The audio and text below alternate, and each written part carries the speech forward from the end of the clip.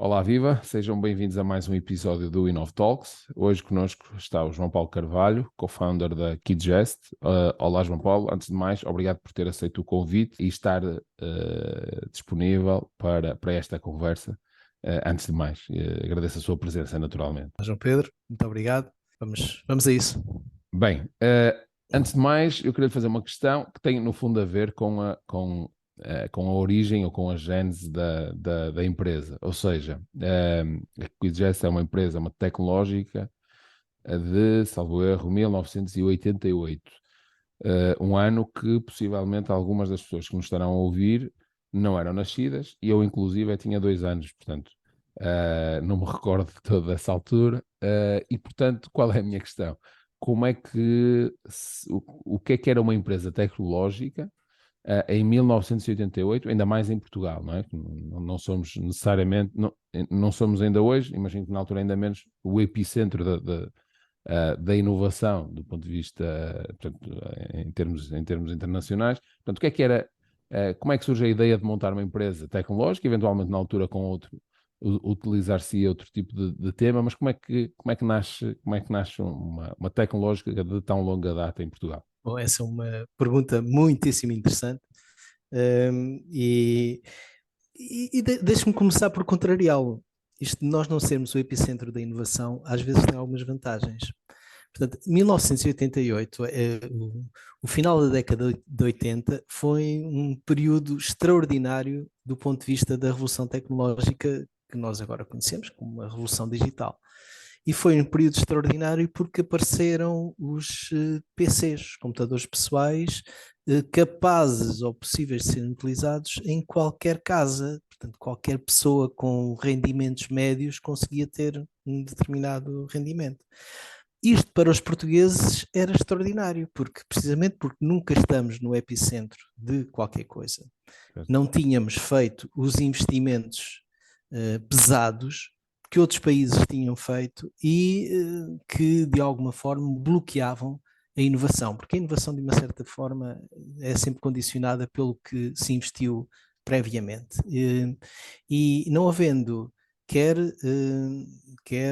por não estarmos no tal epicentro, quer porque, sejamos francos, Portugal nunca, isso não é diferente o que acontece atualmente do que acontecia há 30 e tal anos, não tem os recursos financeiros disponíveis para financiar as atividades pronto, sem restrições. Os portugueses viram esta revolução tecnológica dos computadores pessoais como uma grande oportunidade. E houve imensas pessoas vindas de muitos setores que abraçaram este desafio, esta disrupção tecnológica. Na altura era bastante mais fácil fazer uma solução do que atualmente. Havia menos complexidade, havia menos camadas de desenvolvimento.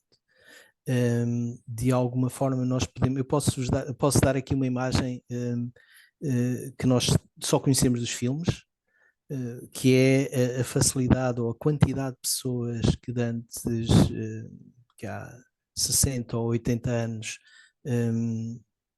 conseguiam desmanchar totalmente um automóvel e voltar a construí-lo, e a quantidade de pessoas que o conseguem fazer hoje. O software seguiu uma linha parecida, tornou-se cada vez mais complexo. Mas há 30 e tal anos não era. Há 30 e poucos anos, qualquer pessoa, um curioso, conseguia perceber como é que o software funcionava e fazia software. E porque já agora, utilizando essa linha de pensamento, porque é que, entretanto, hoje foi-se complexo? Imagino que as coisas tornaram-se mais complexas em função também do desenvolvimento tecnológico, não é? Que o próprio desenvolvimento tecnológico vai adicionando complexidade, não é? Imagino eu. Ou seja, para simplificar a vida ao utilizador, imagino que por trás vá se tornando, as estruturas vão se tornando cada vez mais complexas. Ou seja, é por aí que na altura era mais fácil de trabalhar o software do que é propriamente hoje, ou seja, hoje a base já é demasiado complexa e portanto daí... A base é demasiado complexa. Muitas das pessoas que nós vemos, mas eu tenho uma experiência, eu também já desenvolvi alguma coisa há 20 anos ou há 30 anos, ou há menos até, há menos tempo do que isso. Nós sabemos que elas hoje não teriam nenhuma possibilidade de voltar a fazer os mesmos desenvolvimentos. Olha, há 30 anos não havia internet, não havia browsers, não havia web services, não havia uma série de coisas que hoje fazem parte de qualquer processo minimamente atualizado de construção de software. E, portanto, não há dúvida nenhuma que há muito mais, há sobretudo mais dependências, não é? Há 30 anos falava-se diretamente com o hardware, em muitas situações. Havia um caractere para abrir uma caixa de uma máquina registradora. Chutava-se diretamente para a porta e a caixa registradora abria. Tudo isso neste momento tem uma série de camadas, nomeadamente a partir do momento em que o software passa a ser pensado para correr sobre browsers ou sobre dispositivos móveis. Só aí faz uma grande diferença. Mas há outras coisas onde se tornou mais simples. Por exemplo, os limites que existiam para a utilização de memória ou de espaço em disco há 30 anos eram inimagináveis, não é? Certo.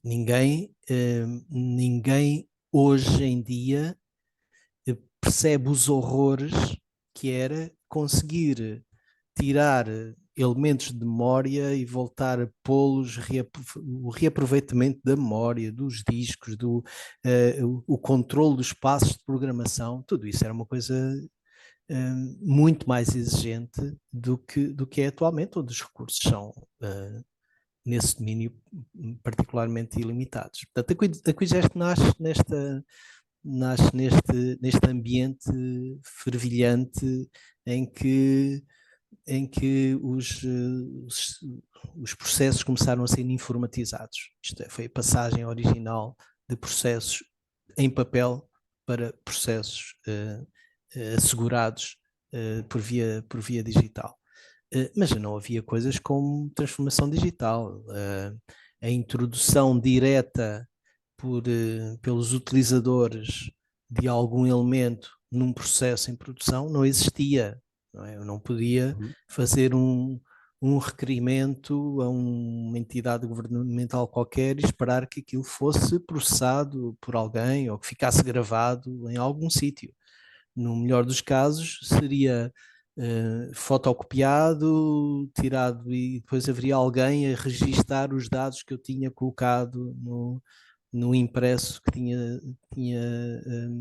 introduzido. Portanto, era algo muito, muito diferente, era um contexto muito diferente do atual.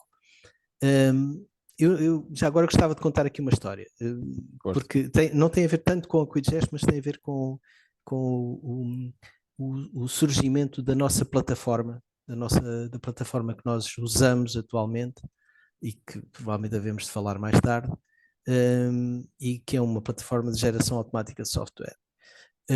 E como é que isto aconteceu? Mais ou menos por esta altura, no final de dezembro, em 1990, um sul-africano veio a Portugal fazer uma conferência sobre uma coisa espetacular que ele tinha inventado.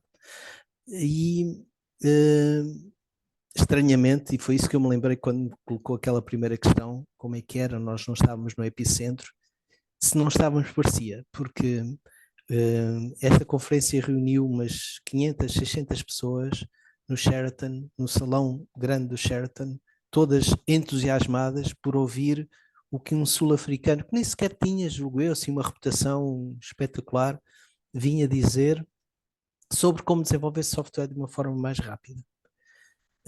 E basicamente o que ele tinha era um mecanismo que permitia desenhar diretamente no ecrã as posições dos campos, coisa que neste momento já não existe, mas já não é precisa. Era preciso, tipicamente, tradicionalmente, era preciso colocar Uhum. num papel que só tinha 80 colunas e 25 linhas, portanto, nada destas coisas dos. Nós agora olhamos para o Windows e cada letra ocupa um espaço variável em função da sua dimensão, em função do tipo de letra. Um I ocupa menos do que um M. Portanto, isso são coisas que nós temos dificuldade em associar ao que eram 80 colunas por 25 linhas, que era aquilo que se usava há 30 e tal anos. Uhum. Não havia outra hipótese. Já agora com ecrãs a preto e verde, coisas assim, mesmo esotéricas. Uhum. Calculo que com 2 anos Não, não, isso não, não não o correrá. atraía muito. E estou aqui com uma questão para lhe fazer mal acabe de terminar, precisamente que tem a ver com isso, mas força. Pronto, e então, o que o senhor dizia era, em vez de vocês escreverem no papel e depois calculam, veem em que posição é que está e vão ao código e escrevem 25,30 para dizer que era na linha 25 e na coluna 30, já não sei se era assim, se era ao inverso. Em vez de fazerem isso, vocês põem diretamente no ecrã. E é assim, isto é um salto de produtividade tão grande que se vocês não levarem isto a sério, se não comprarem a minha ferramenta para fazer isto, daqui a um ano eu venho cá e abafo o mercado. Sou de tal forma competitivo que vocês não vão conseguir vender nada porque só eu é que vou conseguir vender.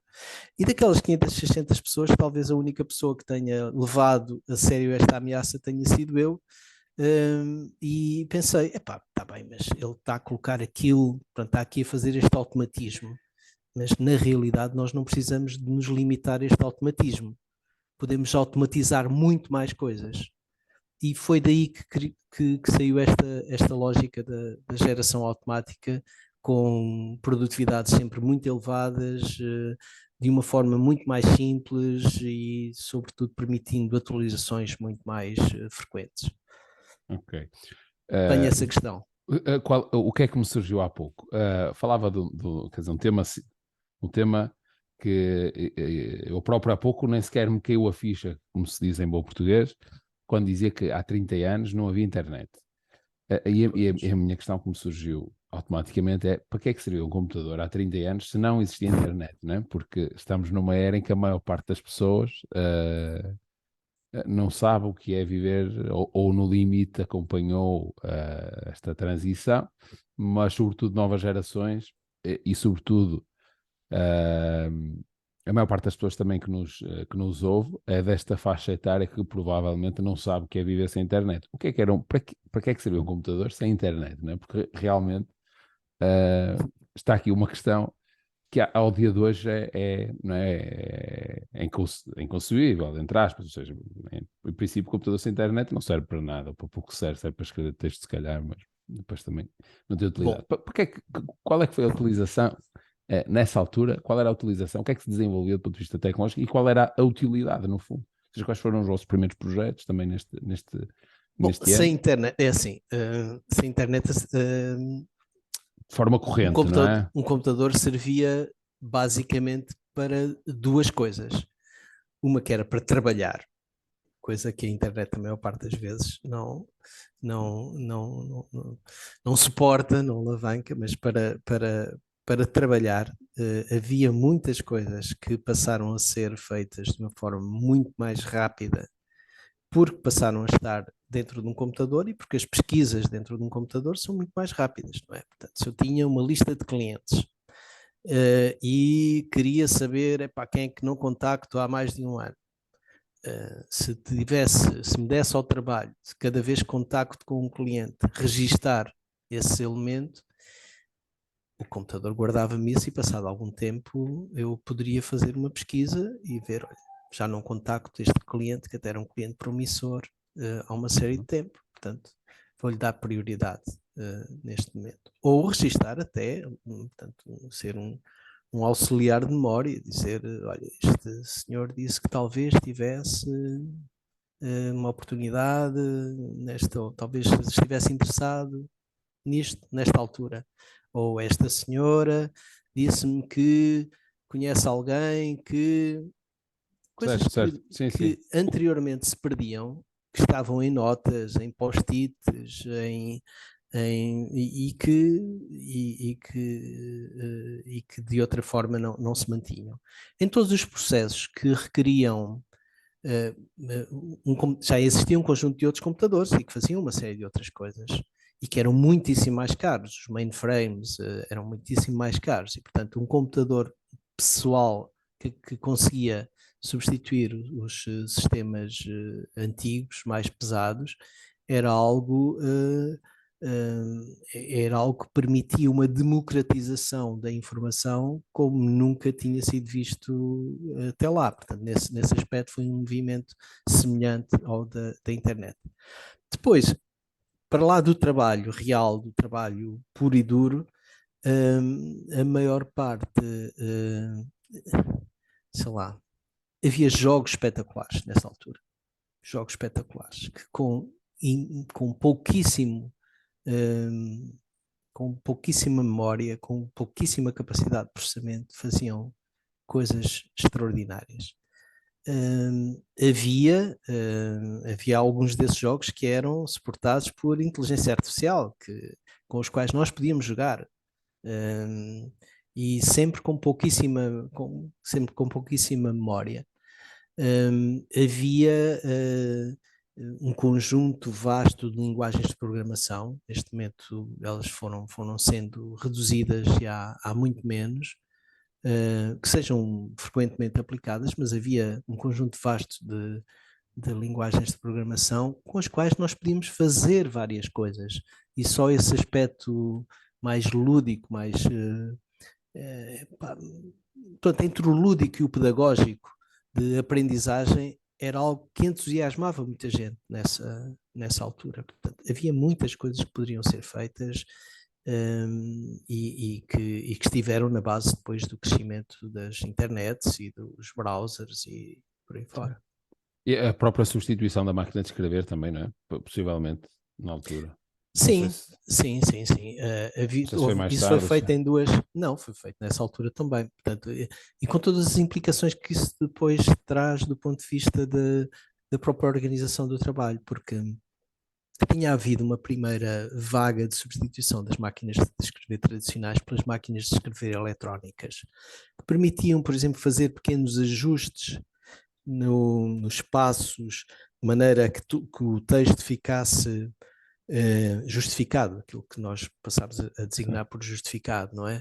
Portanto, as pessoas com muita capacidade de antecipação do final da linha, portanto, que eram datilógrafas ou datilógrafos espetaculares, conseguiam no final da linha perceber, se eu encurtar agora estes caracteres, chego ali e aquilo vai bater ali no sítio certo. E já se conseguia fazer com as máquinas de escrever eletrónicas, que não eram os computadores pessoais, não era o Word ou o WordStar, que o WordStar na altura era mais WordPerfect, eram assim as ferramentas mais usadas. A certa altura, passar a ter texto justificado passou a ser possível para toda a gente. Era o Ctrl+J ou Alt+J ou qualquer coisa, o texto aparecia ali por magia. O que permitiu duas coisas, aliás, teve duas consequências. A primeira foi que a profissão de datilógrafo ou datilógrafa desapareceu. As pessoas passaram, é muito mais prático fazerem elas próprias do que escrever à mão e depois dar a alguém para datilografar. E em segundo lugar, todas as pessoas que tinham desenvolvido aquela competência de saber calcular o sítio certo para ter as linhas todas direitinhas, de repente perderam a sua vantagem competitiva. E isto ilustra o que é a tecnologia. A tecnologia é é complicada nas dinâmicas que cria na sociedade e na organização do trabalho, porque se valoriza muitas pessoas, também retira as especializações, as competências. De repente, uma competência que parecia espetacular deixa de ter qualquer valor, porque qualquer pessoa consegue atingi-la. Certo. Já há pouco, entretanto, mencionou já a questão da inteligência artificial, nessa perspectiva. Um dos primeiros projetos, eventualmente, ou dos primeiros projetos que teve maior impacto desenvolvido por vocês, não é? Pela QuizJet na altura, e já há pouco mencionou, é o Gínio, não é? Ou foi o Gínio. Qual é a minha questão? Há pouco referia-se à inteligência artificial. Na altura, como é que se chamava? Já se chamava inteligência artificial? Já se falava em Sim, inteligência sim, sim. artificial? Ou chamava-se... Porque esse é um dos temas dos últimos anos, não é? Um dos É, temas quentes dos últimos anos. Mas como é que era há 30 anos atrás também? Chamava-se desta sim, forma? chamava-se inteligência artificial. Inteligência artificial chama-se inteligência artificial desde 56. Tinha havido uma primeira vaga de inteligência artificial nos anos 60, com expectativas muito elevadas, que depois acabaram por ser destruídas ali por volta dos anos 70. Nos anos 80, elas estavam outra vez em moda. Nos anos 80, anos 90, e mais início dos anos 90 do que propriamente o final, mas para lá podemos considerar até 2000, que ainda se falava de inteligência artificial, e depois voltou a cair no esquecimento. Portanto, era considerado uma, uma banha da cobra, falando bem depressa, não é? Certo, certo. Inteligência artificial é banha da cobra. E portanto, se me vêm para aqui vender inteligência artificial, é porque me querem enganar. E essas reputações tardam a recuperar. Elas recuperaram agora, há 4 ou 5 anos atrás. De repente, tudo é inteligência artificial, tudo pode ser feito com inteligência artificial. Quem anda nisto há muito tempo percebe-se de que há aqui um padrão sobre expectativas, portanto, expectativas demasiado altas sobre a inteligência artificial, que a inteligência artificial não consegue normalmente responder com cuidado. Portanto, é preciso. Eu creio, sinceramente, eu estou convencido que dentro de pouco tempo a inteligência artificial vai mostrar os seus limites de uma forma que, que a vai tornar mais uma vez difícil de se apresentar como credível. Está a ver? Portanto, muito provavelmente, e nós já tivemos perto de o fazer, e já há algumas áreas de desilusão, como por exemplo na condução autónoma e noutras áreas, porque faltam algumas componentes relevantes para a inteligência artificial ser colocada no ponto certo. É muito útil. Eu estou a dizer isto sendo um fã da inteligência artificial. Eu sempre trabalhei em inteligência artificial, não é? Mesmo enquanto decorria o inverno da inteligência artificial, entre a segunda vaga, tal dos anos 90, e a atual, mesmo durante esse período, nós sempre trabalhámos aqui em inteligência artificial. Mas custa-me que, por um lado, as expectativas estejam muito inflacionadas e, por outro lado, os perigos não sejam perceptíveis. Ou seja, como assim? Traduzindo um bocadinho para a linguagem mais corrente, quais é que são, no fundo, as limitações ou, eventualmente, os perigos da inteligência artificial? E mais que isso, o que é verdadeiramente a inteligência artificial? O que é que faz por nós, não é? Porque, como dizia há pouco, há muitas coisas que são catalogadas como tal, eventualmente algumas não serão, não é? Não corresponderão àquilo que verdadeiramente é a inteligência artificial. Quais é que são essas as limitações, os perigos e o que é verdadeiramente a inteligência artificial?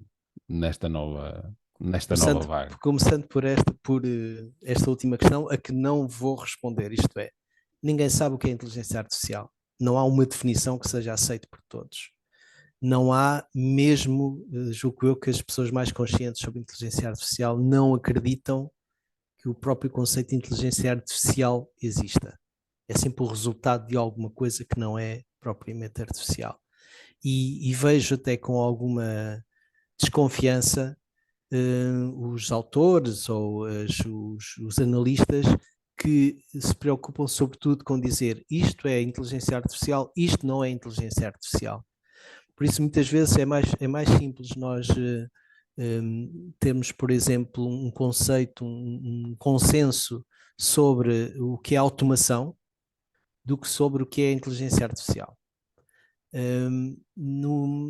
Sobre, portanto, vamos considerar que qualquer coisa que, suportada por ferramentas digitais, consiga fazer com que os humanos pareçam mais perto, é inteligência artificial. Quando nós olhamos para os perigos da inteligência artificial, eu gosto de usar aqui um exemplo que infelizmente caiu no esquecimento e não ocorreu assim há tanto tempo. A Boeing lançou um modelo o 737-800 MAX, um modelo de avião que teve dois acidentes terríveis. Que isto foi antes da pandemia, portanto há 3 anos, não é? 2, 3 anos. Ambos os acidentes foram provocados pelos perigos que existem na inteligência artificial. E o que é estranho é que não se vê praticamente ninguém que reflita sobre estes temas a pensar nesses perigos. O João lembra-se disso, certo? Não, na verdade, quer dizer, da queda dos aviões, mas não me recordo dos motivos, do que é que foi causador da... Basicamente, por uma falha no input que era recebido num dos sensores, o avião era levado a pensar que estava a perder sustentação e, portanto, levava o avião a baixar o nariz para ganhar essa sustentação, independentemente daquilo que os pilotos fizessem. E, portanto, os pilotos voltavam a puxar o nariz do avião para cima, mas passado algum tempo, passado uns segundos, o avião por si, sem pedir autorização sequer ou sem seguir as instruções do piloto, forçava outra vez a que o nariz do avião descesse, portanto, a que o avião perdesse altitude. O que é que aqui há? Quais são, pelo menos, as 3 situações que aqui estão muito perigosas? Uma é a não tolerância a falhas dos sensores. A inteligência artificial está sempre dependente de alguma sensibilidade em relação à sua envolvente. Não é? E, no mínimo, era necessário que houvesse uma redundância, se calhar até uma redundância de vários níveis, para que um determinado sensor fosse credível. Portanto, falta de capacidade de percepção da envolvente é o primeiro perigo da inteligência artificial.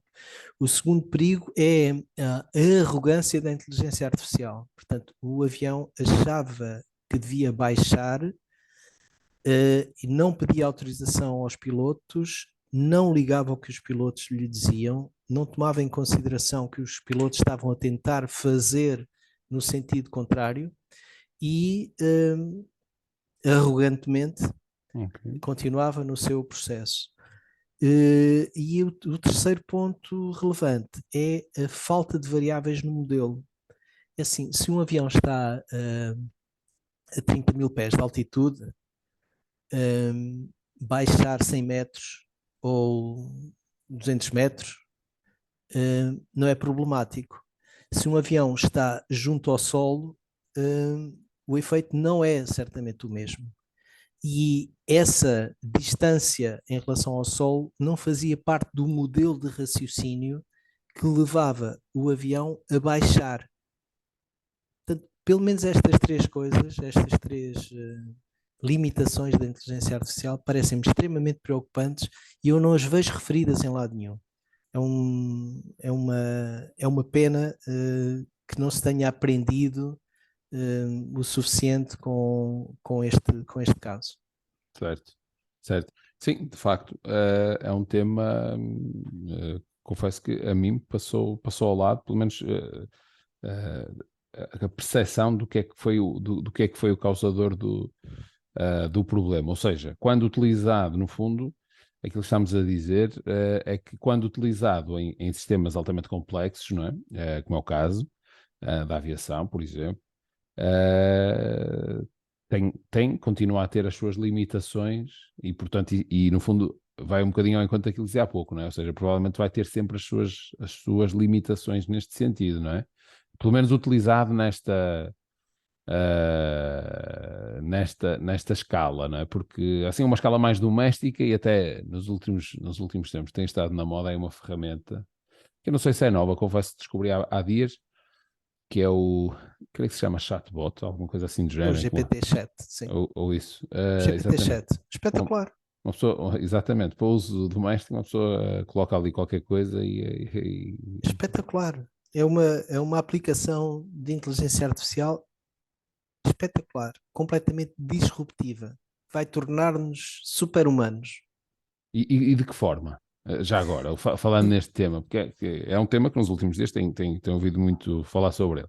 De que forma é que, na verdade, aquilo pode, não sei, ser incorporado eventualmente noutras soluções tecnológicas, ou seja, para já, não é? Tem vindo a ser utilizado um bocadinho, as pessoas estão a testar aquilo para perceber o que é que aquilo é capaz de fazer, não é? De que forma é que é capaz de nos responder e criar, não é? Criar, eu não sei exatamente se aquilo cria ou se. Ou eh, recria, não é? exato, Reutiliza, provavelmente reutiliza um conjunto de coisas. exato.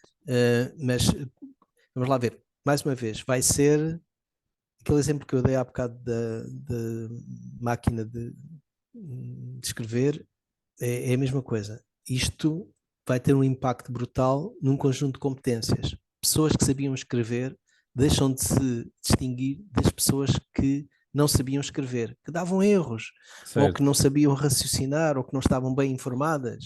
Uhum. Portanto, agora, quer um, quer outro, fazem a mesma boa figura.